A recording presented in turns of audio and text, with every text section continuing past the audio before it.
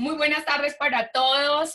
Gracias por acompañarnos en este Aprende desde casa dedicado a la innovación, a la educación y sobre todo a las personas que hacen posible con su esfuerzo que entremos en esto que yo llamo la revolución creativa del siglo XXI, por supuesto catalizada por el coronavirus o coronavirus.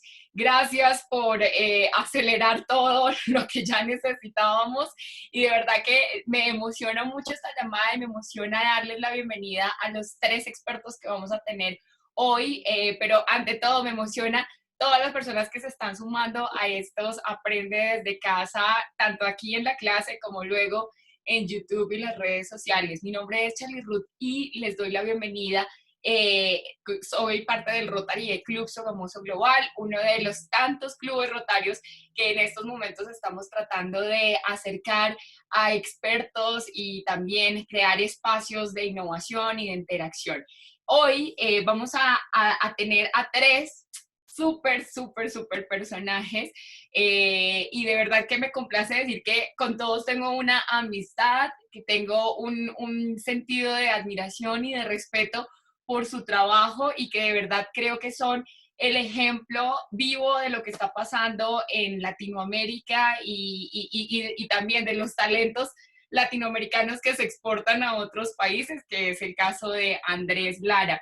Sin más preámbulo, les voy a presentar a los tres, porque de verdad que tienen unas hojas de vida espectaculares que uno podría estar acá hablando horas y horas.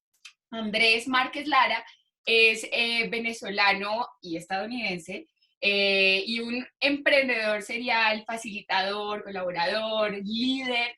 Tiene, bueno, ya ha fundado varias empresas, pero para darles así el recuento, es el fundador de la comunidad Prometea, de You Facilitate y también, bueno, de Operación COVID-19, que es un nuevo emprendimiento para tratar de conectar a instituciones que necesitan todos estos suplementos médicos y de bioseguridad. Andresito es psicólogo de la Universidad Católica Andrés Bello en Venezuela y tiene una especialización en MBA de Seth Godin. Bueno, no sé cómo. Psicología clínica comunitaria. Sí, exacto, gracias. Y bueno, también es uno de los profesores invitados en George Washington University y de verdad que es un placer tenerlo por acá. Alejandro Roldán, mi Alejo querido, bueno, ya también ha estado en este programa, en este Aprende desde casa. Es el líder del Laboratorio de Innovación y Educación en Ruta N, Medellín. También es psicólogo de base y bueno, ha tenido una larga experiencia trabajando en el sector público, precisamente en esta interacción entre educación y políticas públicas, con experiencia en la gobernación de Antioquia, en la alcaldía de Medellín y por supuesto desde hace 6 años en Ruta N. Y por el otro lado, mi tercer invitado de hoy, que no estaba, discúlpeme, no estaba en la invitación original, pero que acá le vamos a dar todo el brillo y toda la luz, es mi querido Pedro Luis de la Torre Márquez, otro Márquez dentro de los expertos. Él es, bueno, ahora sí, ténganse. Él es químico, biofísico, además tiene un doctorado en química, biofísica y bioinformática de la Universidad de Talca. Es actualmente postdoc en la Escuela de Medicina de Harvard y también, bueno, hace parte de la Fundación Praga. Creo que eres uno de los cofundadores. Además ha trabajado y estudiado en la Universidad de Ohio y bueno, es uno de los científicos colombianos de Enmarcar.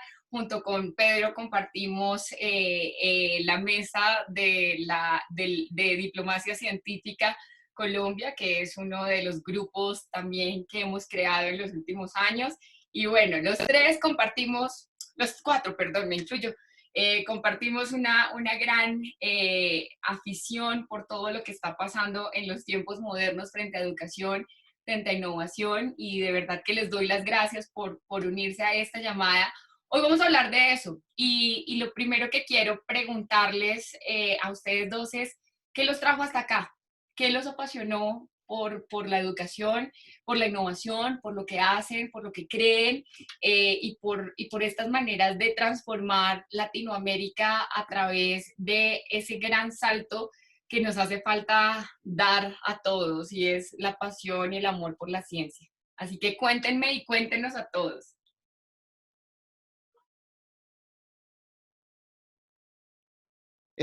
Charlie, hombre, gracias por esa gran introducción. Tenía rato que no escuchaba algo así.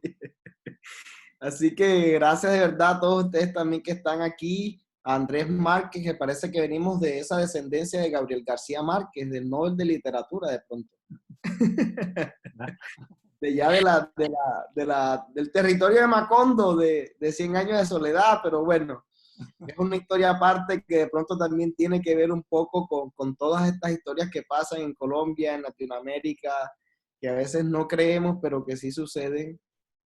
Y pues sí, soy Pedro de la Torre, barranquillero de nacimiento, pero también crecí en dos áreas rurales por fuera de Barranquilla, una zona indígena que se llama Ibácharo, que más adelante pues les mencionaré con algunos detalles, pero que profundizaremos el 10 de junio a las 3 de la tarde para hablar un poco más sobre cómo esa historia de cómo partir desde las zonas rurales hasta llegar a la Universidad de Harvard.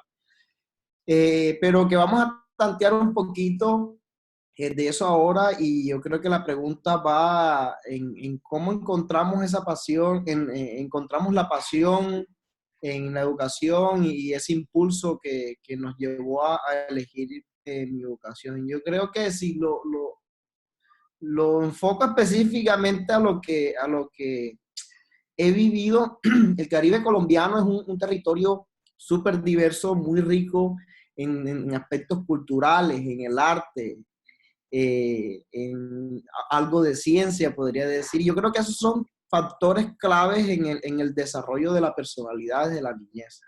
Aquí vivimos pues el carnaval de Barranquilla, que se extiende en todo el territorio colombiano, de la costa, perdón, pero que también se va modificando de acuerdo a las culturas de cada región de Colombia, como el carnaval de blancos y negros, etcétera. Pero acá tenemos un territorio rico en aspectos de raza, de tradiciones, música, folclore, deporte. Es un ambiente que propicia como el relajo, ¿verdad? Los costeños tenemos esa fama de flojos, pero que realmente yo los invito también a trabajar a 30, 40 grados de temperatura, es bastante complicado. Nos tomamos una sopa, un sancocho a mediodía, a las 12 y a los 40 minutos queremos dormir por esa explosión de calorías y 40 grados de temperatura, todo el mundo está sudando. Entonces, toda esa parte de estar en contacto con la cultura, yo creo que ha sido primordial como para el desarrollo de la educación que he tenido. Específicamente porque yo creo que ha ayudado a resolver retos desde la infancia que de pronto eh, he encontrado la solución en medio de la recursividad, debido a la falta de infraestructura, específicamente en las escuelas donde yo he estado y especialmente en las áreas rurales de donde vengo. Entonces, cuando más vives las necesidades, quieres como que tratar de ayudar a resolver esos retos que también permitan mejorar la calidad de vida de otras personas. Y como el punto era la vocación, yo quería realmente estudiar teatro y artes escénicas. Y terminé estudiando, pues bailé durante muchos años de mi niñez participando del Carnaval de Barranquilla, hacía parte de los grupos folclóricos y pues mi sueño era estar en los telones, en las artes escénicas. Y a los 16 años, pues terminé, a los 15 años terminé el bachillerato y entonces entró el dilema en que la posibilidad que tenía de estar en las artes escénicas era irme a Bogotá. Y mi mamá pues dijo, ¿cómo así? No te vayas, 16 años vas a irte a Bogotá solo, hagamos algo, estudia en una universidad acá en Barranquilla. Y pues sinceramente le dije, bueno, sí, lo voy a intentar y voy a hacer el examen, pero solamente me voy a presentar en la universidad pública, porque económicamente no creo que puedas pagar una universidad privada. Así que hice el examen con tanta sinceridad que estuve en los primeros lugares de admisión del programa de química. Así que terminé con el sueño frustrado de no estudiar artes escénicas, ni teatro, ni ser bailarín, ni mucho menos, sino enfocarme en la química.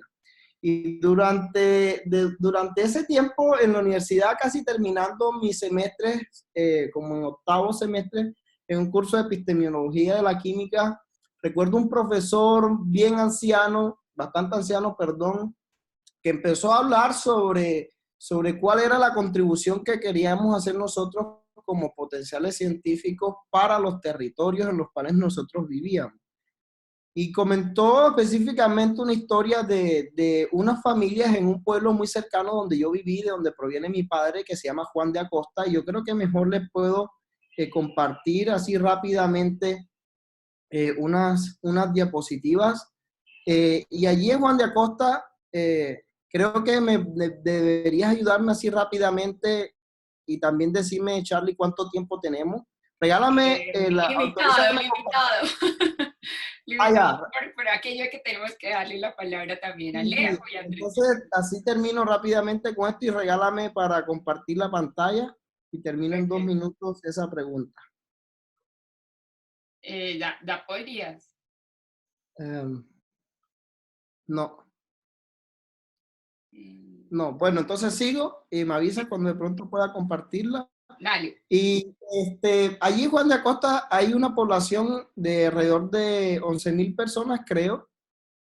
Tienen o padecen de una enfermedad que se llama Huntington, que es como una mezcla entre Alzheimer y Parkinson. Y la gente se muere, no tiene ninguna ayuda. Y pues surgió mi motivación en la educación superior, específicamente después de esta clase, enfocarme bastante en el área de la neurología.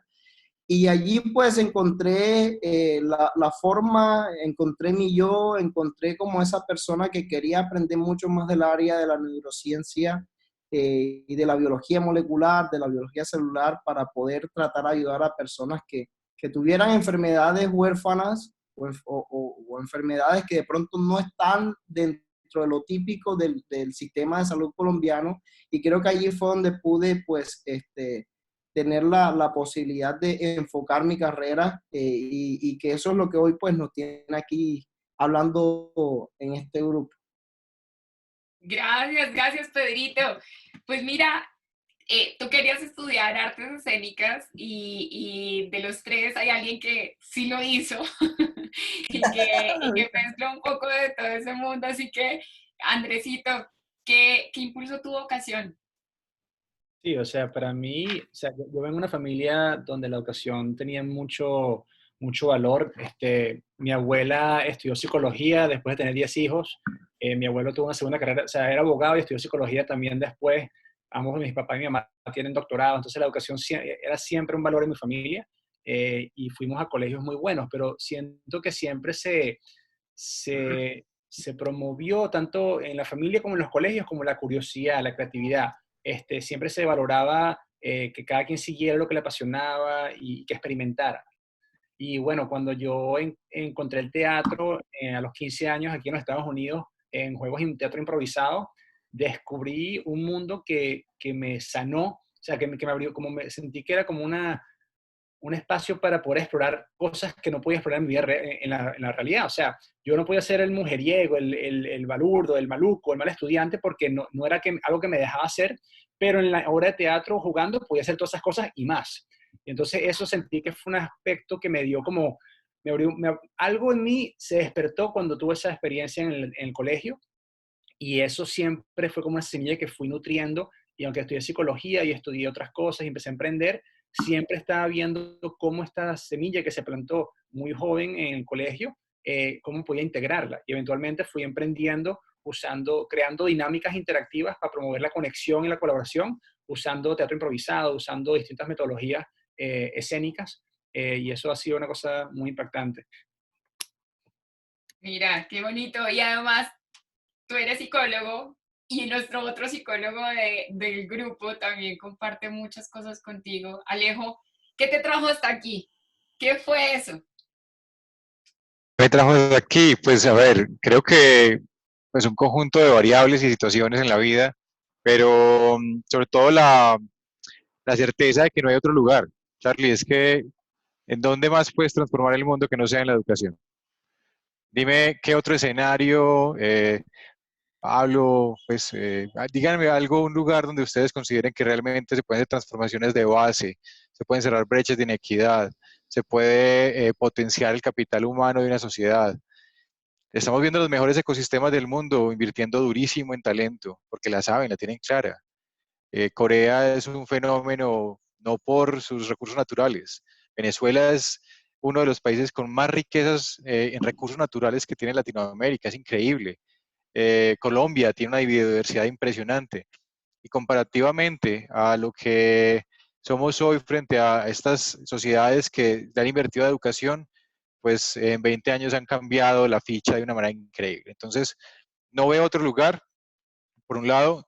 Por otro lado, porque soy un apasionado de ver cómo el cerebro humano crece y se conecta y se inspira por medio del arte, por medio de la música, el teatro, pero también obviamente por la sorpresa que es aprender nuevas cosas, ¿cierto? Y soy un convencido de que el problema no es la educación, el problema es la manera en que hemos entendido de una forma tan industrial, hablando de una segunda revolución industrial, tan vertical, tan descalificatoria, tan violenta e invasiva. Yo creo que tenemos todas las oportunidades, ahorita lo decías, COVID nos está invitando a repensarnos y creo que si hay un lugar en el cual hay oportunidades hoy es en el sistema educativo de repensar la manera en que conectamos e inspiramos a estos jóvenes. Desde ahí estoy. Mira, me hiciste acordar de Rodrigo Arboleda, que lo debes conocer y que yo lo conocí cuando era director de One Laptop per Child, que él, de hecho, lo escuché en un foro espectacular que dijo lo siguiente y nos dejó temblando a todos, que decía, si uno pudiera crear una máquina del tiempo y pudiera regresar hace un siglo a una sala de cirugía, pues no entendería nada. O sea, vería un ambiente muy sanguinario, unas herramientas muy básicas, muy rudimentarias. Y si uno pudiera traerse un médico de hace un siglo a una sala de cirugía hoy, tampoco entendería mucho, porque todo es absolutamente diferente, porque los métodos son diferentes, porque la manera de aproximarse a la enfermedad hoy es diferente. Y decía, ahora piensen si uno pudiera hacer el mismo ejercicio viajando a una aula de clase. Y obvio, esto lo dijo hace 6 años quizás. Creo que creo que hoy el aula se desdibujó completamente, hoy el aula es otra cosa, al fin es otra cosa, porque durante muchos años no se movió de ese mismo paradigma. Les quería preguntar y hagamos un ejercicio de memoria, ¿qué fue el colegio para ustedes? Qué fue la primaria? ¿Qué fue la secundaria? Díganle la verdad, porque para mí fue un horror. A mí me hacían bullying, entonces la verdad puedo decir que fue una tortura, fue toda una prueba llegar al 11 de bachillerato y no desesperar mucho en el intento, pero la verdad no fue una experiencia ideal, para serles honesta. ¿Cómo fue para ustedes? Y devolvámonos, empecemos por Alejandro y terminamos con Pedro. Wow, es una pregunta muy personal. ¿Qué te cuento? No, mira, el colegio para mí, claro, tiene una función muy particular, es que es una especie de campo de batalla. No sé si se han preguntado los que están aquí conectados, lo similar que terminan siendo los hospitales psiquiátricos, las cárceles y las escuelas. Pues Foucault tiene una reflexión sobre ello y la deja muy clara. Son escenarios, lugares de control. Y, y allí suceden mil cosas, desde el bullying, bueno, tienes que pues poner un poco de carácter y digamos, la socialización te genera un montón de situaciones. También tengo muy buenos amigos, la verdad quiero decir que es un espacio en el cual uno también, cuando se conecta con alguien, se vincula de toda la vida. pues las historias románticas de amor de primaria y de bachillerato, creo que también tenemos por ahí cosas. Pero es una de mis reflexiones también sobre la educación. Creo que es una pregunta que suena un poco ingenua y tonta, pero es básica. ¿Qué se aprende en la escuela? Yo creo que yo aprendí a conquistar, aprendí a liderar y a permitir que me lideren, a trabajar en equipo, a competir, a colaborar. Si me preguntas de química, no te sabría responder, pero sí te puedo responder de otras cosas que en la vida sí creo que aprendí, ¿cierto? En esa socialización. Sin embargo, creo que algo que llevamos y creo que se desprende de lo que tú dices del bullying, de esa mala sensación del colegio, es que es un escenario tan competitivo en el cual nos enseñan a estar siempre, a sacar la cabeza empujando a los demás hacia abajo, que es muy duro, es muy difícil. Entonces, creo que es una de las grandes oportunidades de transformación que tiene la escuela. Para mí fue un lugar que me formó, digamos, en términos de carácter, como te digo, afianzó cosas en mi vida, como en el ejercicio de socialización, pero también recuerdo cosas que para nada repetiría y sobre todo me pregunto qué pasó con tantos años de matemáticas, de química, de física, ¿dónde están? ¿Dónde están en mi mente? Las he buscado, en el psicoanálisis he estado en el diván buscándolo en el inconsciente y aún no las encuentro, entonces nada, me queda como esa inquietud todavía, ¿dónde está todo ese conocimiento que recibí? Gracias, Alejito. Andresito, ¿qué fue el Mira, colegio para ti? para mí el colegio, la verdad es que, o sea, fue una experiencia muy grata, de hecho. Pero en parte creo que tiene que ver por mi privilegio. Era, o sea, un niño blanco heterosexual en una cultura machista, inteligente. Entonces yo era una de esas personas que siempre estaba, o sea, sacaba buenas notas. Entonces, al tener ese privilegio, tenía muy buena precisión de los demás, etcétera. Y yo siento que no fue hasta más adelante que me sensibilicé a la opresión que puede ocurrir en los colegios, o cómo uno puede funcionar para personas que tienen otras formas de aprender, que tienen discapacidades, que tienen otras formas otra raza, otros estatus económicos. Entonces yo siento que eso fue para mí, vino después, a través de mi socialización, trabajando en comunidades que habían sido marginalizadas. Pero en mi experiencia personal, yo, o sea, disfruté mucho las clases, a mí me encanta, o sea, soy muy curioso intelectualmente, entonces siempre me ponía a aprender cosas, soy muy extrovertido, entonces tenía como muchas características que facilitaron que me movieran muy bien en ambientes académicos ¿sabes? Y lucir. Entonces para mí yo lo gocé un montón. De hecho, la gente habla que la universidad es la mejor época de su vida. Para mí fue el liceo, el high school, porque fui a un colegio, un high school en los Estados Unidos muy chiquito. Éramos 40 personas en la clase, un colegio privado. Mis mejores amigos todavía en esa época. Logré actuar, logré jugar deportes, logré tomar muchas clases. O sea, era como una mini universidad en liceo. Pero nuevamente, eso era por privilegio. Una escuela privada donde teníamos una beca parcial, pero no había ocurrido de otra forma. Entonces, para mí, lo que he aprendido y siento que es muy importante hablar del tema de la educación es la equidad en educación. O sea, cómo qué se aprende, pero también quién está aprendiendo y cómo se crean los contextos para que todos podamos aprender cosas parecidas y no por el color de tu piel o tu estatus económico tengas mejor acceso o peor acceso a estos contextos.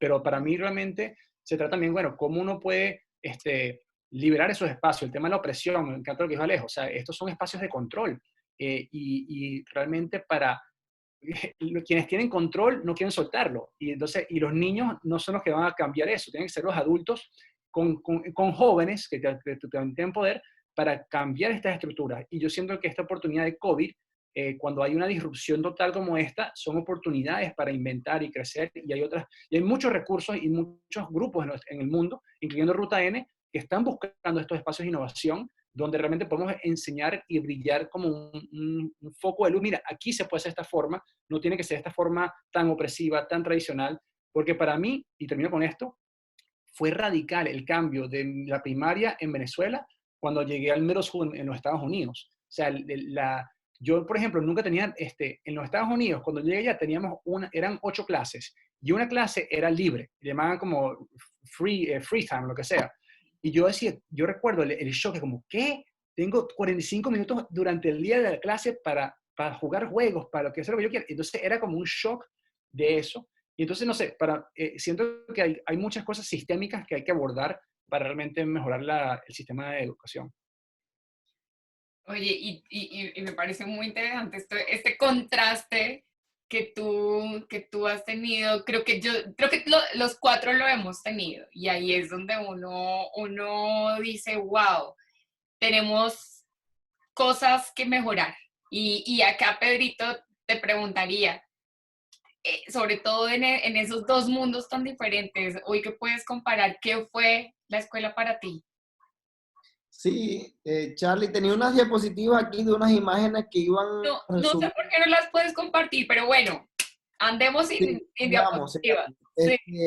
La escuela para mí fue todo, fue lo que menciona Andrés, lo que menciona Alejandro, y mucho más allá de eso, yo creo que me sirvió muchísimo para sensibilizarme, como tener la posibilidad de relacionarme con niños de todos los estratos, debido a que estuve, por ejemplo, en la educación rural, en una escuela que ni siquiera tiene una biblioteca hoy en día, a llegar hasta la universidad y en donde pues aprendí sobre la enfermedad de Huntington, el diseño de fármacos, etcétera. Yo pues fui parte de ese 0,2% de niños de un pueblo que se llama Ibácharo, que pudo ir a la universidad, y que hoy en día en la Universidad del Atlántico pues pude graduarme como químico, pero en medio de la escuela, antes de llegar a la universidad, pues aprendí a hacer, a ejercer un poquito el liderazgo, que de pronto también Alejandro lo mencionó. Fui personero del colegio, aprendí a que realmente la gente necesita de un líder en muchos casos, y que hay gente que necesita apoyo en muchos aspectos de su vida. Y cuando llegué a la universidad específicamente, me di cuenta que aprendí a ser un poco independiente, y eso lo gané en la escuela, ¿sí? Cuando había bullying, yo pues tenía también muy buenas notas, etcétera, y también me tiré uno que otro puñetazo por allí. Entonces eso como que me enseñó a que realmente hay formas en las cuales se pueden solucionar los problemas hablando, pero que en otros como que hay que tomar algunas posiciones más drásticas, y pues aprendí a ser un poco más independiente. Ya en la universidad, pues definitivamente aprendí que podía llegar mucho más allá con la educación, que la educación sí podía transformar mi vida. Yo fui, o soy todavía, pues uno de 4 hermanos que ha podido ir a la universidad, y que pues en mi carrera universitaria del programa de química de la Universidad del Atlántico, pues fue el primer estudiante que se graduó en un lapso de tiempo de 5 años en medio de muchas problemáticas en la educación superior pública en Colombia. El primer estudiante, no por alardear, sino que son cosas que justamente pronto pueden entrar en esta conversación. Y ya para terminar, fui el primer estudiante que se graduó en 5 años, el primero del programa de química que tuvo un doctorado por fuera del país, en haber ganado una beca, que estuvo, o que hoy en día tiene 2 postdoctorados, y que más encima de la costa norte colombiana también está en Harvard. Entonces la educación que me entregó la escuela desde el punto de vista de ser más independiente y de saber que se puede transformar la educación, que la educación, perdón, puede transformar vidas, fue una de las cosas que para mí fue una gran experiencia, mucho más allá de hoy en día darme cuenta que por estar metido en los libros de pronto perdí la posibilidad de hacer otras, pero que realmente también tuve muchísimas ganancias, de estar pues aprendiendo de todos mis docentes y de tener un poco de disciplina, que hoy pues estoy recuperando con muchos frutos. Y fíjense que, bueno, sí, aparte del bullying, yo creo que yo aprendí a ver esa Colombia que sufre, porque yo también estudié en escuela pública desde preescolar hasta 11, y de esa Colombia que le toca todo más duro, que tiene limitaciones, de familias donde a veces no hay para las 3 comidas, y que entonces veía uno que los niños llegaban, pero con un hambre al refrigerio escolar, y no era de garosidad, es que de verdad había hambre, porque en muchas casas no aún hoy en día, y más hoy en día, no hay ni siquiera lo fundamental, que es la alimentación. Y creo que siempre estaré agradecida porque no fueron todos, pero creo que los maestros que se me quedaron en la memoria fueron aquellos que hicieron un esfuerzo por contar algo con humor, con intención, con pasión y con mucha imaginación. Y creo que lo hablábamos un poco el otro día con Alejo, de que esas son las herramientas de los maestros innovadores, los maestros que perduran. Y ahí yo les quería hacer una pregunta. Muchos analistas que hablan hoy en día del futuro del trabajo están diciendo, mire, los trabajos mandados a recoger son los trabajos mecánicos, son los trabajos que van a ser fácilmente suplidos por una máquina, por un robot, por un algoritmo. Realmente los trabajos que van a persistir son los trabajos de base creativa, pero uno se da cuenta que no hay una clase que se llame creatividad dentro del pensum. A mí no me tocó y creo que hoy persiste esa realidad. ¿Qué hacemos para educar creativamente a los niños y a los jóvenes y más en esta época? ¿Quién empieza? ¿Qué me arriesgo? A ver. A ver, Alejo. Pues yo creo que no hay otra forma. No hay otra forma de educar en este momento que no sea de manera creativa. Pregúntale a todos los maestros que están ahorita frente a un computador con 30 niños intentando engancharlos a un proceso académico. Creo que hoy se está detonando la creatividad en muchos maestros. Creo que también debemos educar para la creatividad, no solamente de manera creativa, ¿cierto? Porque una cosa es educar en química creativamente, otra cosa es educar el cerebro para la creatividad, para abrirse a múltiples versiones de la realidad, para entender y analizar los problemas de múltiples maneras. Eh, también este pensamiento lateral que ahorita, digamos, han definido o esta disrupción eh, se puede entrenar. Andrés lo hace muy bien en sus talleres, lo trabaja muy bien con emprendedores y yo creo que eso es lo que todavía nos está faltando en la escuela. Eso que decía ahorita de los 45 minutos libres que le daban en Estados Unidos, posiblemente era para eso, Andrés, para que fueras más creativo. Yo creo que hoy, pues para responderte rápidamente, creo que no solamente necesitamos educar de manera creativa, sino tener espacios decididos, destinados para la creatividad, el ingenio, la innovación, en un marco que ha sido nombrado como Maker Labs o Fab Labs, pero también espacios hackers, espacios makers, en donde podamos ofrecer a los chicos lugares donde poder desaprender. La creatividad también obliga a desaprender. Entonces, creo que el nuevo aprendizaje tiene que tener ese contenido y esta posibilidad de sacarme cosas y volver otra vez y repensar lo que algún filósofo argentino llama la dieta cognitiva del siglo XXI. ¿Qué es lo que tiene que alimentar las mentes? Uno de los elementos es la creatividad. Y a eso yo le agregaría que hay un componente también emocional muy importante, porque el desaprender, o sea, toda tu vida te dicen que tú eres bueno si sabes estas cosas, tú vales si sacas estas cosas, o sea, todo eso te va armando tu identidad. Y de repente llegas a un punto donde tienes que desaprender y es como, bueno, entonces, ¿quién soy si yo suelto este conocimiento?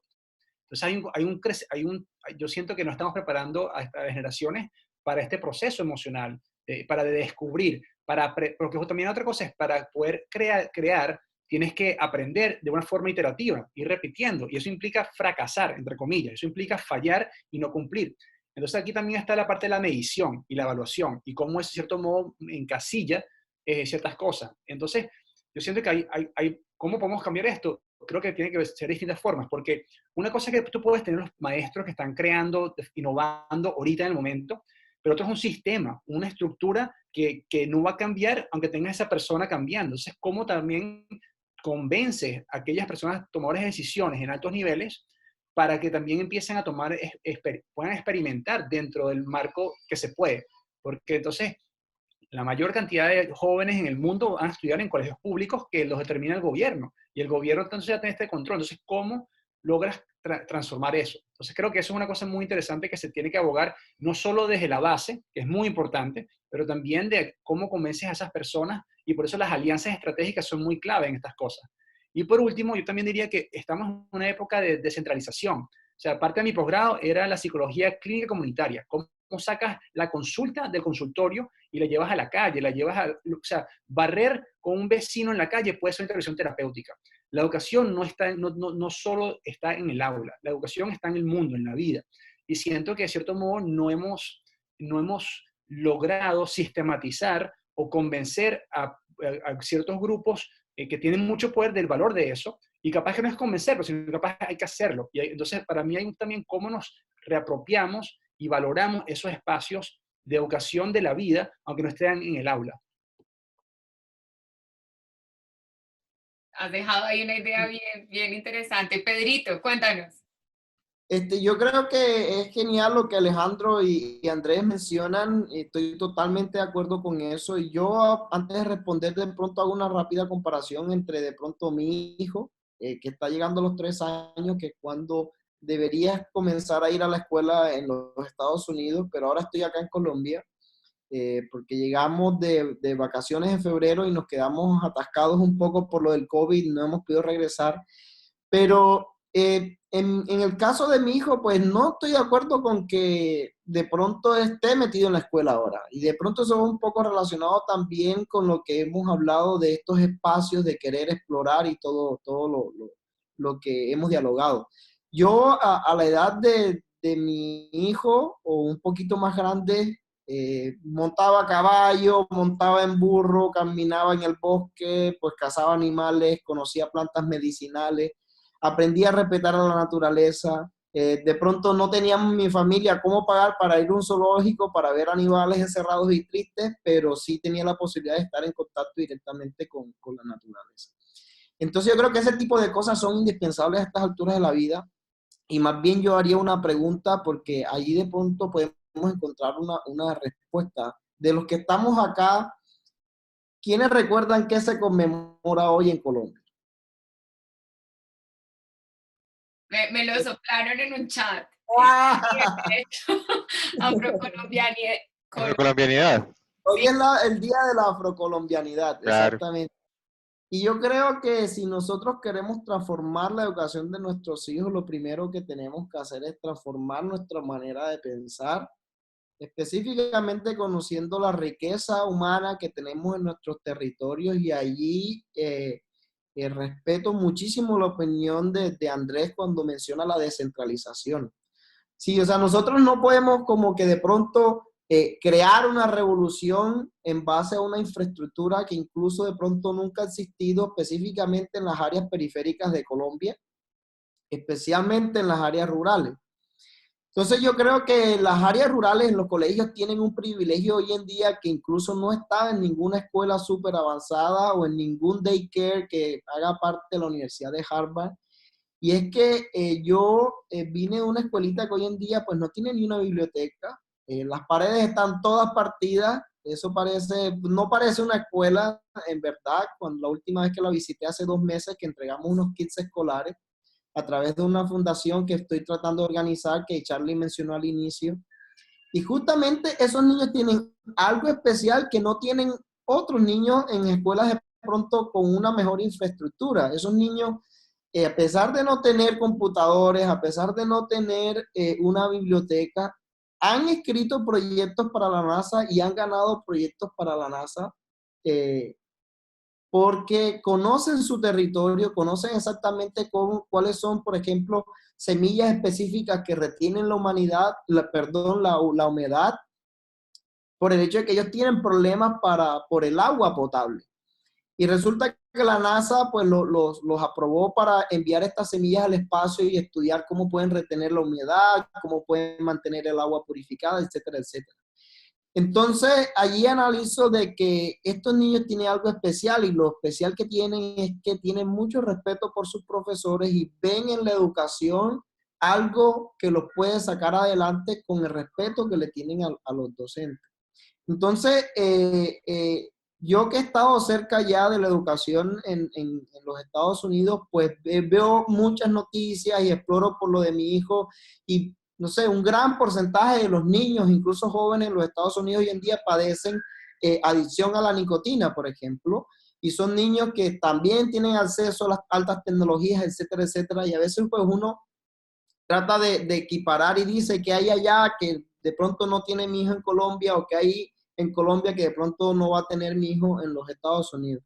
Entonces, la revolución creativa es algo muy importante en este aspecto y yo creo que los niños a estas etapas, sea cual sea el sitio en el mundo, deberían de estar compartiendo mucho más tiempo con las familias y con la naturaleza, explorando eso que de pronto ellos quisieron en ese mismo momento porque le interesó esta planta, le interesó este animal, aprender a respetar a la naturaleza. Y yo creo que eso ha sido una parte primordial en mi formación y de lo que hoy día hago en la Universidad de Harvard, porque sé a dónde puedo aplicar lo que he aprendido durante todo el desarrollo de mi carrera académica. Entonces, yo creo que esa revolución creativa la podemos hacer primero nosotros cambiando el aspecto, reconociendo que tenemos que hacer valer más las cosas que nos rodean, por ejemplo, por eso mencionaba lo de la afrocolombianidad, y que definitivamente debemos hacer que los niños interactúen más con la naturaleza por el hecho de que necesitamos crear un mundo y una educación más ecoamigable. Entonces, eso es uno de los puntos principales que yo creo en la que podemos enfocar la educación. Ya regresó mi audio. Oigan, y ustedes me hacen pensar que la frustración, el fracaso y la escasez eh, hace que florezca lo mejor y lo peor de uno, ¿no? Y leo una historias de niños que no tienen conexión a ningún tipo de internet, ni tienen computador, ni siquiera tienen un smartphone, no tienen acceso a WhatsApp, y aún así, pues se las ingenian para caminar hasta el pueblo, tratar de descargar un libro online, ponerle al vecino el reto de que le preste el celular por unas horas. O sea, hay una cantidad de cosas que también están fluyendo a partir de esta escasez de recursos en general.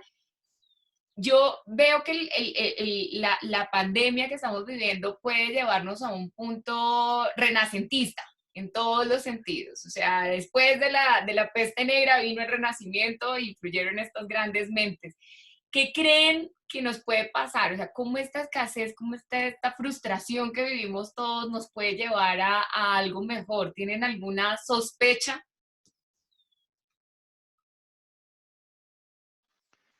Pues sospechas bastantes. No sé, me tomo la palabra ahí con ese Por tema de la favor, escasez. adelante. Yo creo que no siempre aplica, porque también a veces sucumbimos a la escasez, pero en casos que hemos conocido, en casos de innovadores, la escasez es un gatillador o sea, escasez de recursos, abundancia de ideas, ¿cierto? Esa es como la posibilidad que veo. Cuando tengas escasez de recursos, como le decía ahorita Pablo muy bien, es cuando ves estas escuelas con muchas dificultades, pero tienen un entorno tan bello como la naturaleza de nuestra costa atlántica, eh, es la posibilidad de crear nuevos mundos, nuevas realidades a partir de la abundancia de ideas. Yo creo también, Charlie, que se avecina una generación que no conocemos que no conoce límites también, que no conoce techos. En una de las charlas que doy para hablar de talento, cito algunos de ellos, ¿cierto? Pues Greta ha sido muy famosa ahora, pero, pero hay otros jóvenes que andan en el mundo, pues uno que está loquísimo, que está, no sé si lo conocen, que está trabajando entre Los Ángeles y Hawái en una iniciativa que se llama The Ocean Cleanup. Es una cosa maravillosa. Eh, es un joven holandés, de hecho, que empezó a los 16 años con este proyecto. Eh, Está William Wakanda, que es muy famoso por la película de Netflix, que como bien lo citaban también, un joven en una villa africana, con situaciones muy difíciles. Richard Turere, que es otro joven que vivió también estas condiciones. Yo creo que una de las cosas que creo que el sistema educativo no ha entendido es quién tiene sentado al frente. Creo que hay una cantidad de jóvenes que hoy, con las herramientas de la tecnología, con pensamiento de abundancia y con una chispita que algún mentor, algún eh, role model le pueda ofrecer, con seguridad va a poder tener alcances increíbles. Es una época de la exponencialidad también. Así que eh, veo con mucho optimismo. Creo más en los jóvenes de 16 años que en los señores de 40 que estamos aquí sentados frente a ti. Porque creo que los jóvenes de 16 tienen una mirada, como decía ahorita también, más ecoamigable, han entendido que esto del cambio climático es una cosa real, no se están llenando de cucarachas frente a que este tema del patriarcado y estas locuras en las que fuimos criados nosotros, creo que también están más conectados con sus emociones y creo que además que tienen a un clic un montón de oportunidades de consulta, de conocimiento, entonces ahí veo ese sueño un poquito de Mujica, de tener más jóvenes con pensamiento de especie, pensando más en el planeta y en los seres humanos que en patrias, naciones, banderas, partidos políticos o cosas que nos enseñaron a hacer a nosotros, ¿cierto? Nos enseñaron a categorizar muy rápidamente, a prejuzgar muy rápidamente al otro. Tú eres venezolano, yo soy colombiano, tú eres puertorriqueño, tú eres, ¿cierto? Costeño, paisa. Nos encantan las categorías. Veo que los jóvenes están rompiendo esas categorías muy rápidamente. Yo lo que agregaría a eso es, también creo que es que además de los jóvenes, esos 16, chamos 16 años, es también los adultos que tienen esa sintonía, porque requiere, o sea, no es uno o el otro, son ambos, o sea, necesitamos mutuamente para poder cambiar el sistema, esto es un cambio sistémico. No podemos dejar que un grupo de 16, chamos de 16 años, ellos para adelante echen cuando hay un sistema montado por adultos que quiere prevenir que ellos agarren poder. Entonces, más bien, adultos que están en poder, ¿cómo podemos traer encima a esas personas para que participen, para que tengan voz legítima, para que realmente no puedan compartir y co-crear y diseñar políticas públicas y estas ideas puedan avanzar, pero no siendo controlados por nosotros o los adultos, sino que realmente sean otra persona que participa en la mesa. Y eso requiere una humildad de los expertos, una humildad de aquellos en poder para poder realmente cambiar su forma de pensar. Entonces, y eso creo que es lo que, por lo menos es lo que yo apunto en lo personal cuando hago mis talleres, que trato de ser inclusivo, colaborar. O sea, realmente se trata de cómo creamos espacios y las condiciones para poder colaborar de forma seria. Y eso es un proceso sumamente emocional y sumamente difícil, porque es bien fácil colaborar cuando la gente hace lo que tú quieres que diga. Es bien fácil colaborar cuando la gente sigue lo que tú quieres hacer, pero cuando realmente son temas complejos, la gente tiene puntos de vista muy distintos y la gente realmente tiene que crear las condiciones para contener ese fuego emocional, porque si no contiene ese fuego emocional, se quema. Entonces, y eso es un trabajo que se tiene que hacer individualmente y en conjunto. Entonces, para mí la pandemia, lo que está ocurriendo ahorita, nos da una oportunidad y yo soy optimista y quiero pensar que vamos a aprovechar esa oportunidad porque es muy difícil regresar a lo como estaba antes. Sin embargo, tengo miedo que realmente no, o sea, esta oportunidad no se aproveche al máximo y si bien va a haber cambios estructurales radicales, todavía no hace tan rápido como quisiéramos porque todavía hay aquellos poderes que van a querer que las cosas se sientan como están, por el miedo a perder control, por el miedo a la incertidumbre, por el miedo al caos. Y nuevamente, eso lo regreso al tema del liderazgo. Cuando hay que hacer liderazgo, la primera parte es cómo tú manejas tu propia incertidumbre, cómo manejas tus propias tus emociones, tu mundo emocional, porque si tú no puedes manejar eso en ti mismo y tienes una posición de liderazgo, vas a buscar controlar el de afuera. Entonces, para mí todo está vinculado en cómo creamos sistemas de educación que pueden apoyar a un futuro mejor. Alejito. Sí, yo creo que... Pedrito, perdón. No, tranquila, Charlie. Yo decía dentro de mí, con ese fervor también optimista de que yo creo que vamos a tener una generación que va a respetar más al equipo de salud, que va a respetar más al equipo científico, que va de pronto poco a poco entender que la ciencia puede transformar vidas y que la gente que está enfocada en el área científica también puede promover de alguna u otra forma una protección y una preservación de la raza humana. Yo creo que estas generaciones que se vienen en medio de todo lo triste que ha sucedido con la pandemia, también yo creo que están aprendiendo un poco a darse cuenta que hay prioridades en términos de quién puede cuidarte y quién puede contribuir al desarrollo de la humanidad, porque pues yo creo que estábamos sobrevalorando otras cosas que de alguna u otra manera no es que no contribuyan, pero sí hemos descuidado otros aspectos, como por ejemplo darle prioridad a mejores salarios al personal de salud, estar más pendientes de que las personas que están trabajando en el área científica son personas que dan el día a día y la noche por descubrir cosas que puedan ayudarnos a salir adelante a nivel de la sociedad. Entonces tengo esa idea de que de pronto la gente que trabaja en el área de la salud va a seguir contribuyendo más hacia las nuevas generaciones y ellos van a ir poco a poco más aprendiendo de que estas áreas realmente necesitan más crédito de los que le hemos dado durante toda la historia. Mejorarle los salarios a estas personas, mejorarle los salarios a la gente que hace ciencia, yo creo que también va a cambiar un poquito el rumbo a esa perspectiva de cómo educamos en función de la creatividad, porque la ciencia definitivamente trae un personal que es netamente creativo y que es netamente innovador, porque es parte de esa formación. Entonces, descubrir el porqué de las cosas y tener la capacidad de poder aplicar ese conocimiento para transformar el mundo, yo creo que es algo que de pronto las nuevas generaciones después de la pandemia, o espero que poco a poco eso se aprenda mucho más y se valore principalmente. Claro que sí, claro que sí. Oye, me acabo de leer acá algo muy interesante y es que Andrés, su papá, y bueno, tus niños han estado Mi tía y mi prima también, mi tía Beatriz y mi prima Daniela también. imagínate, qué lindo, qué lindo. Ahora le voy a preguntar a tu papá algo cuando te vayas.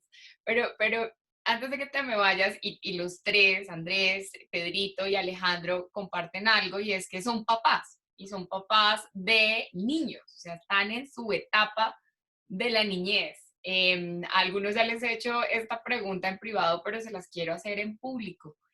¿Qué les han enseñado sus hijos en estos 2 meses de confinamiento donde tienen que, o mejor dicho, los han visto mucho más que en el resto de la vida? O mejor dicho, las horas de descubrimiento han sido más intensas por la cercanía del confinamiento. A ver, arranca, Andresito. Sí, fíjate que yo, o sea, siento que mi chamo, mi niño tiene, Santiago tiene 3 años y medio y Sofi tiene año y medio, entonces ahorita están en esa etapa, y yo siento que su rutina como tal, no siento que había muchos cambios en lo que hacen, más bien lo que me han enseñado a mí es realmente ver como la imaginación que tienen, o sea, cómo ahorita mi hijo Santiago empieza así solito, jugar con los camiones, empieza a dar todo un cuento, una historia, y es como me conecta con la espontaneidad que tenemos de forma natural y me conecta con la mía. O sea, parte de lo que me encanta del teatro y parte de lo que yo redescubrí en el teatro era esa espontaneidad que teníamos de niños, que siento para mí es la madre de la creatividad. Entonces, siento que es como un recordatorio todos los días de esa capacidad, esa chispa humana que tenemos para crear e innovar con lo que está al lado de nosotros, con lo que está enfrente de nosotros. Ya sea un apartamento porque estamos aquí en cuarentena, o estemos en un parque, o donde sea, pero no importa el contexto, podemos recrear, somos revolucionarios, podemos cambiar nuestro contexto para hacer algo distinto. Y eso es algo que los niños hacen sin pensarlo, o sea, solo lo hacen. Entonces siento que es una lección diaria, todos los días con ellos, y es una invitación a jugar con ellos, que también me encanta. Qué lindo, muy bien. Jugar más y jugar con ellos. A ver, Pedrín, ¿qué te ha enseñado tu niño? Mi niño me ha enseñado a que debo dormir, me manda a dormir. Me dice a dormir, aquí, aquí, aquí, golpea la almohada.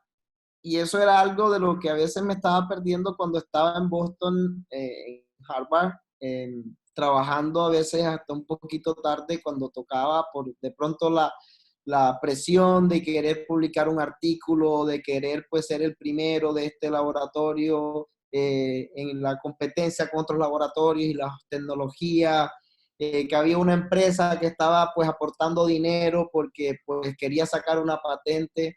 Entonces, en medio de todas esas cosas y ese crecimiento académico y profesional, se pierden estos pequeños detalles en los cuales he recuperado durante la pandemia.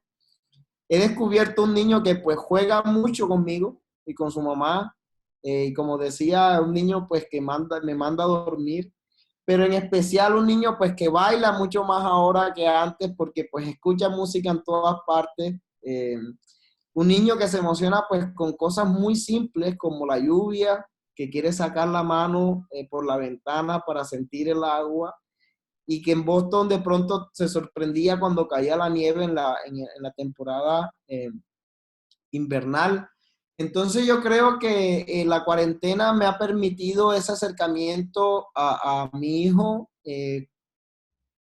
y que eso ha permitido también que él explore mucho más allá de estar en un aula de clases, lo que él de pronto realmente quiere hacer a través del juego y compartir y reforzar los valores en familia.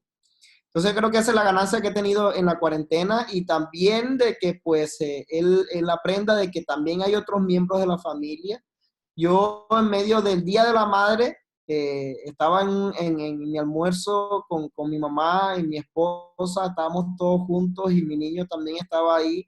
Y pues mi mamá vio al niño y me dice, qué bueno que están compartiendo el Día de la Madre. Acabo de darme cuenta, hijo, que tenía 10 años sin que compartiéramos un Día de la Madre juntos. Y eso pues fue una ganancia que tuve por el COVID-19, porque yo salí de Colombia desde el año 2011 y pues nunca había podido regresar a compartir un Día de la Madre. Entonces yo creo que esa es la ganancia que he tenido con mi hijo, y que he visto cómo ha venido transformándose él desde su propio yo a descubrir el entorno y obviamente jugar mucho, jugar mucho. Yo creo que eso le ha servido muchísimo para reencontrarse. Alejo, soy muy fan de tu hijo. Ahí cuando cuelgas cosas, me encanta ver esa confianza y esa, ¿cómo se llamaría? Amistad, parcería, que te ha Sí, enseñado somos con compinches. con Somos pinches. compinches. Total, total.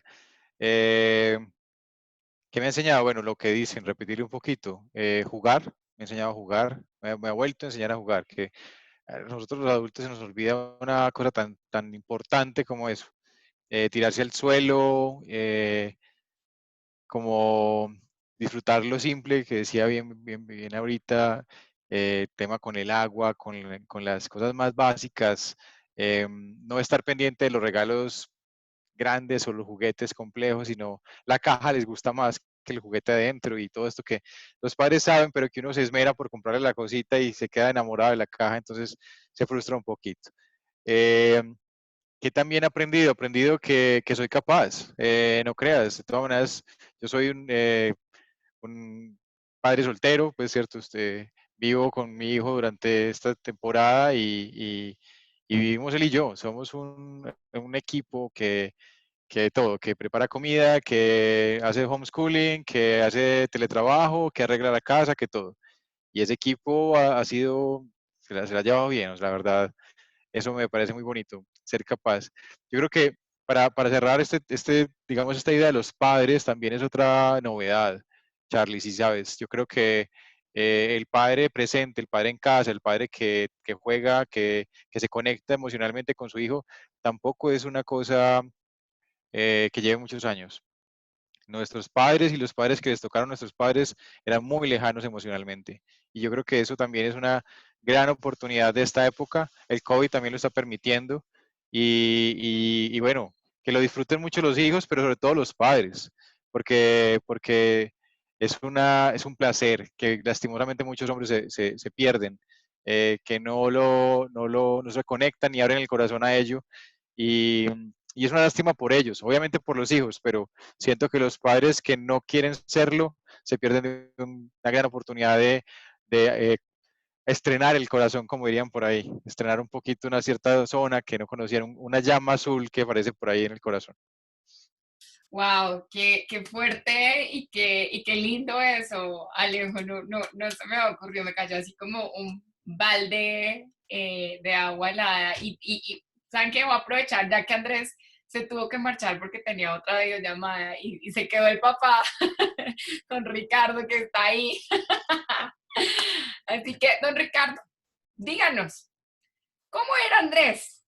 Y sobre todo, ¿cómo fue que usted crió a dos grandes líderes venezolanos que hoy hacen muchas cosas por su país desde los Estados Unidos? Cuéntenos. Bueno, muchas gracias por esta oportunidad. De verdad, pues yo disfruto mucho cuando oigo a Andrés y soy un fan de él. Pues mira, mi conexión con Andrés y nuestros tres hijos creo que comenzó desde el mismo nacimiento, cuando tuvimos la oportunidad de hacer lo que se llamaba en esa época el parto vertical sin violencia, donde uno se prepara pues como pareja, como compañero.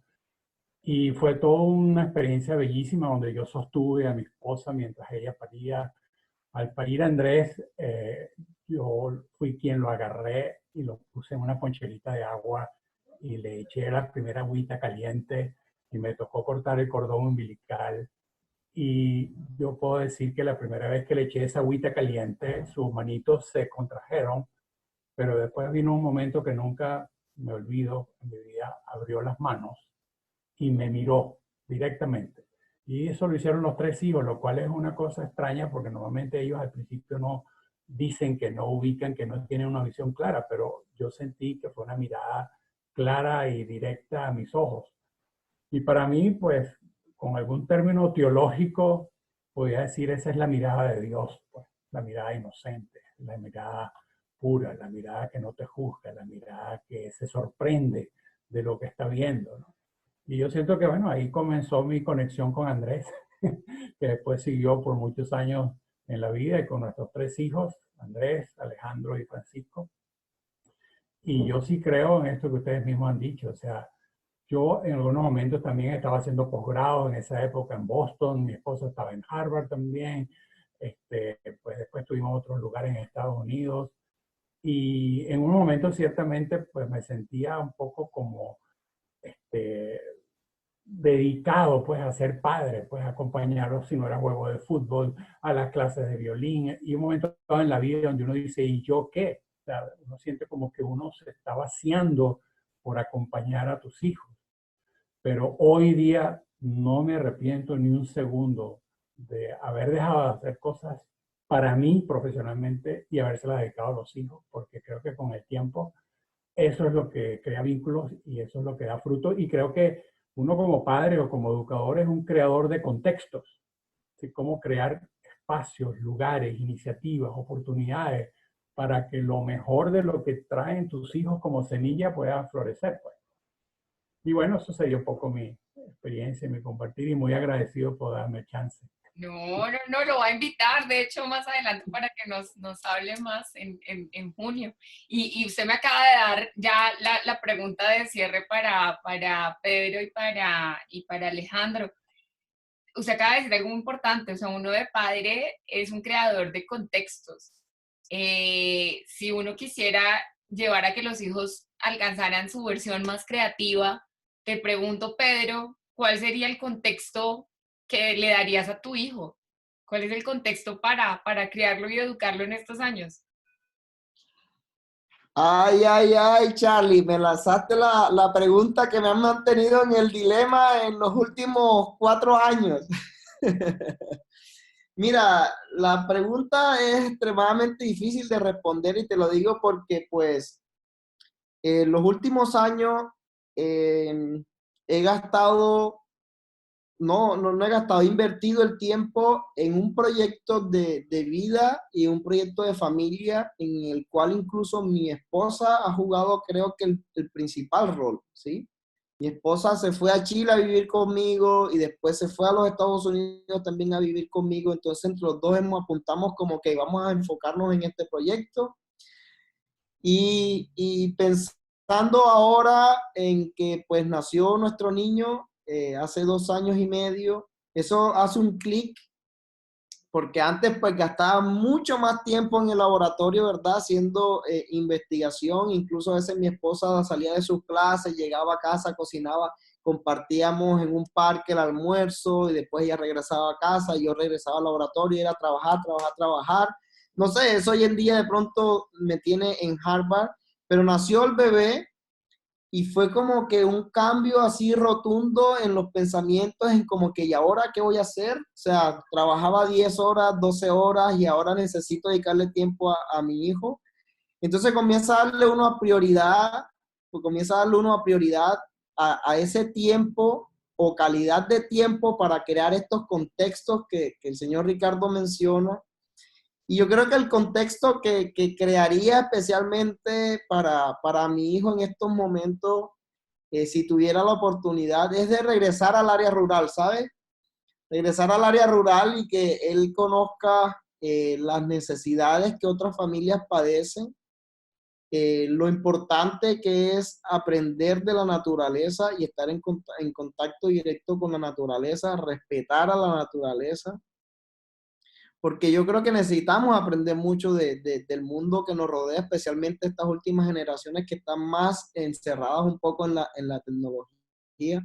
Entonces el contexto que le daría a mi hijo es ese: regresar a la naturaleza, que se sube en un burro, que se sube en un caballo, que sepa a qué huele, como uno llama típicamente del Caribe, el cagajón de la vaca, que sepa cómo se ordeña una vaca y vea cómo la gente con su pulso trata de construir su propio proyecto de vida y saca adelante a sus familias. Yo creo que entrar en ese contexto de que tú te des cuenta de otra realidad desde la niñez te vuelve un ser humano mucho más sensible, mucho más humanitario, mucho más generoso, y yo creo que eso no le ha faltado un poco a muchas generaciones que de pronto están un poco más involucradas en la parte de la tecnología.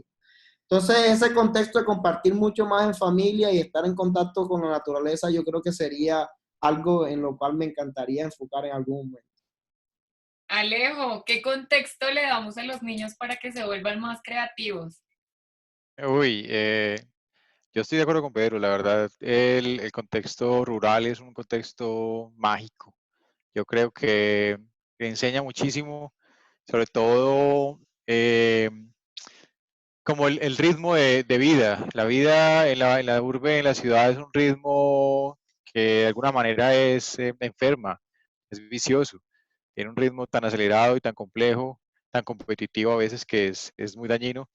Creo que una zona rural, pero también pensando mucho en este mundo de tecnología y cosas, creo que también me parecería interesante tener un propio taller donde destrocemos juntos cosas para entender qué hay por dentro y jugar con esas cantidades de cosas, de juguetes que él desarma, pero de una manera sistemática y entenderlos de una manera creativa. Le sumaría a lo que dices de la ruralidad un espacito tipo taller donde pueda armar y desarmar sus propios juguetes y, y jugar a aprender. Yo creo que esa sería como la dinámica del contexto que crearía para él. Eso así rápidamente lo que menciona Alejandro es algo que de verdad lo veo súper interesante.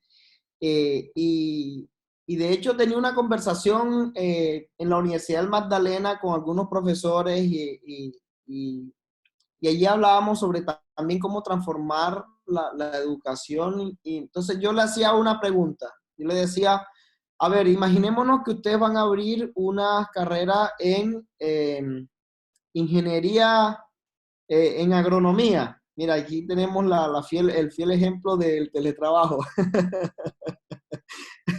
Entonces, mire, vamos a abrir una carrera en agronomía. Y yo le decía, ok, hagamos un ejemplo. ¿Quién podría matricularse en agronomía acá en la Universidad de Magdalena? No, mire, tenemos la costa atlántica, tenemos aquí el departamento del Atlántico cerca del de Magdalena y también tenemos el departamento de La Guajira. Entonces la pregunta nuevamente ahora es, ¿quiénes pueden o cómo van a enfocar, perdón, la carrera para que personas de las áreas rurales no tengan o tengan las mismas oportunidades que los que están aquí netamente en el centro de Santa Marta? Y me decía, ay, ¿por qué me preguntas eso? Y dije, bueno, porque no me digas que de pronto un estudiante que nunca ha salido de la ciudad, que siempre se ha permanecido en Barranquilla y viene a estudiar agronomía acá a la Universidad de Magdalena, de pronto va a tener un mayor conocimiento que un indígena guayú que ha estado en contacto constante con la tierra. ¿Cómo harías tú para que un estudiante guayú que de pronto no ha tenido esa formación tan fuerte en matemáticas que se exige aquí en las universidades para que entren por puntaje, no pierda esa oportunidad la universidad de crear un gran agrónomo que todo el tiempo ha estado en contacto con la naturaleza? Entonces, ese contexto rural yo creo que es importante, pero ese contexto inclusivo no lo podemos fallar después de esta temporada de cuarentena. Y yo creo que en el área rural y ese taller que propone Alejandro es indispensable, porque justamente las áreas rurales son un laboratorio aislado por naturaleza, que nadie ve y que solamente lo disfruta la gente en la misma comunidad. Entonces allí yo creo que hay mucho, mucho talento por explorar, y justamente gente que estaba en contacto directo con la naturaleza y que es lo que hoy se necesita en el mundo, y yo creo que debemos darle una oportunidad a todas esas personas que de pronto no han tenido la posibilidad de tener una mejor infraestructura a la educación, y nosotros como adultos desde hoy en día debemos comenzar a abrir esos espacios para reducir las brechas educacionales que existen entre las zonas rurales y las zonas urbanas. Ese es un reto que tenemos nosotros, y es un reto que los invito de pronto a pensar un poquito más allá y lleven a sus hijos al área rural. Yo sé que ahí van a aprender muchísimo. Sí, es una muy buena invitación. Yo solo añadiría que bailen mucho, que escuchen música, que jueguen a ser artistas, porque creo que junto a lo que ustedes han dicho, la ciencia, descubrir el mundo, descubrir la naturaleza, desarmar lo que uno conoce para volver a armarlo mejor o diferente, yo creo que hace falta invertir más también en la humanidad y en el sentido humanístico y artístico que todos llevamos adentro. Así que de verdad, Alejo, Pedro, don Ricardo, Andresito que ya se fue, y todos ustedes, quedo muy agradecida con esta charla. Sé que esta charla no es solamente para entenderla hoy, sino ir entendiéndola día a día, y será un gusto en unos años acordarnos de esto y ver cómo se transformó la educación a partir de este coronavirus. De verdad que les agradezco, y creo que esto queda, mejor dicho, para la historia. Gracias, Guaira, Victoria, Connie, Steven, por sus comentarios. Acá los leímos todos. Hoy no los pudimos expresar acá, pero gracias. Miren, eso sí me quedo con lo que dice, por acá, Guaira. Qué lindo escuchar los hombres amorosos y sensibles. Sí, los felicito porque ustedes hacen parte de esa nueva generación de hombres que de verdad van a cambiar a las familias y están transformando la sociedad con esa manera diferente de pensar. Así que felicitaciones a los tres, a los cuatro con Andrés. Muchísimas gracias. Nos vemos mañana, y mañana les traigo a Irma Rodríguez, que es una mexicana que vive en Italia, emprende allí y ayuda a otras mujeres a que emprendan. Así que va a ser muy, muy, muy interesante lo que vamos a hablar con ella, y vamos a hablar de todo lo que está pasando en el mundo de las multilatinas y cómo se deben expandir incluso en estos tiempos. Así que besos, abrazos para ustedes, mis hombres queridos, y nos vemos el día de mañana también para todas las chicas. ¡Chao! Adiós, Gracias. que estén bien, Bueno, mucho gracias. gusto. ¡Chao!